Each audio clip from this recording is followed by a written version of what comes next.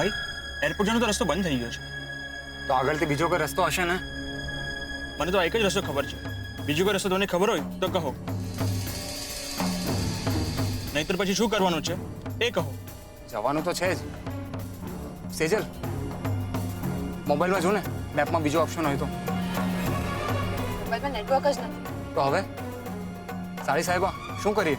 જીજુ, મને લાગે છે અહીંયા જે લેફ્ટ સાઈડ પર જે રસ્તો દેખાય છે ને, આપણે એ લઈને આગળ જતા થઈએ. બની શકે છે કે આગળ નેટવર્ક મળી જાય, ને નહીં તો એરપોર્ટ જવાનો બીજો કોઈ રસ્તો મળી જાય. અને રસ્તો ના મળ્યો તો? મારી વાત માન કિંજલ, ઓલરેડી આપણને બહુ મોડું થઈ ગયું છે અને આપણે ટાઈમસર પ્રશાંત મામાને ઘેર ના પહોંચ્યા ને તો બહુ મોટી મુસીબત થઈ જશે. ઠીક છે, બસ આપણે રાતના 12 વાગ્યા સુધી આ બધી સ્ટ્રગલ કરે રાખીએ. ત્યાં સુધીમાં જો આપણે એરપોર્ટ પહોંચી ગયા અને નેક્સ્ટ ક્લુ મળી ગઈ તો ઓકે, નહીં તો પછી આપણે જામનગરની ટ્રેન પકડીને ત્યાં જતા રહીશું.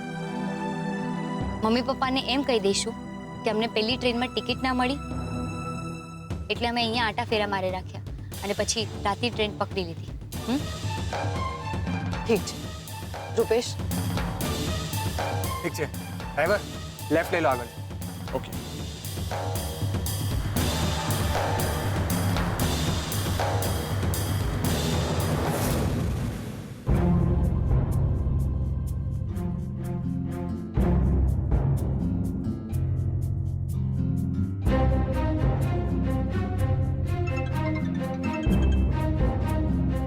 ઉત્કર્ષ, અને મારી બહુ યાદ આવે છે. હા દોસ્ત બોલ, વિચાર બદલાઈ ગયો કે શું? મને તો દોસ્તની કંપની જ માફક આવે છે. ના ના ભાઈ, એવું નથી. બસ મને એમ કે જૂનાગઢમાં તમારું કોઈ રહે છે? આમ તો જુનાગઢ, જામનગર, રાજકોટ, મહુવા. હા, ભીમજી હતા ત્યારે છે. બોલ, કઈ કામ છે?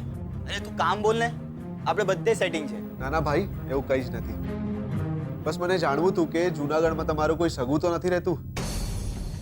આજે અચાનક આમ સેજલ ભાભીને જૂનાગઢ જતા જોયા એટલે થયું કે અચાનક કોઈ એમરજન્સી તો નથી આવી પડી ને? શું?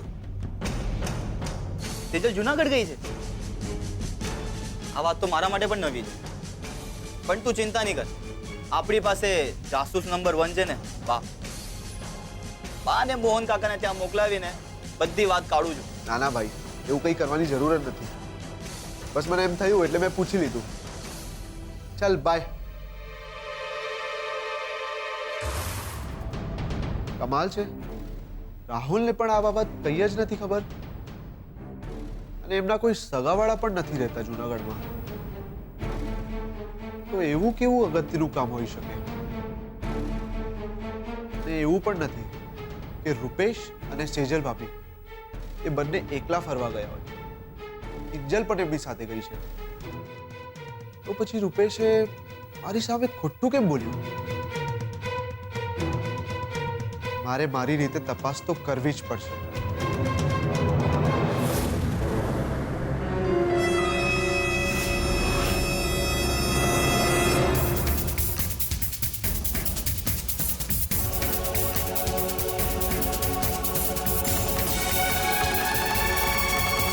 હવે વાત સાંભળો મારી. આજુબાજુ બધે શોધવા લાગો. ક્યાંક કોઈ દુકાન, કોઈ ટેબલ મળી જાય ને ત્યાં જ આપણું ક્લુ હશે. ના રૂપેશ, મને નથી લાગતું કે આપણે એવું કંઈ પણ કરવાની જરૂર છે. કિંજલના કહ્યા મુજબ સુશાંતની જેમ વિચારીએ. અત્યાર સુધી આપણને કોઈક ને કોઈક માણસ આવીને ક્લુ આપી ગયો છે, તો હવે પણ એમ જ થવું જોઈએ.